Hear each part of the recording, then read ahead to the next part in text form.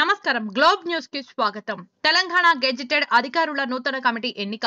ఉమ్మడి నిజామాబాద్ జిల్లా ప్రతినిధి డిసెంబర్ 3 తెలంగాణ గెజిటెడ్ అధికారులు కామారెడ్డి జిల్లా నూతన కమిటీని మంగళవారం రోజున రాష్ట్ర అధ్యక్షుడు శ్రీనివాసరావు సమక్షంలో నూతన కమిటీని ఎన్నుకున్నారు.